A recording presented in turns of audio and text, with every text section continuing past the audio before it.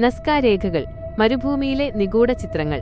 പെറുവിലെ വിശാലമായ നസ്ക മരുഭൂമിയിൽ നൂറ്റാണ്ടുകളായി ഒരുപാട് രഹസ്യങ്ങൾ ഒളിപ്പിച്ചുകൊണ്ട് ചില വിചിത്ര രൂപങ്ങൾ നിലനിൽക്കുന്നുണ്ട്. അതാണ് നസ്ക രേഖകൾ. വിവിധതരം പക്ഷികൾ, മൃഗങ്ങൾ, സസ്യങ്ങൾ, ജ്യാമിതീയ രൂപങ്ങൾ എന്നിങ്ങനെ നൂറുകണക്കിന് ചിത്രങ്ങളാണ് ഇവിടെ മരുഭൂമിയിലെ കറുത്ത പാറകളിലും മണ്ണിലും കൊത്തിവെച്ചിരിക്കുന്നത്.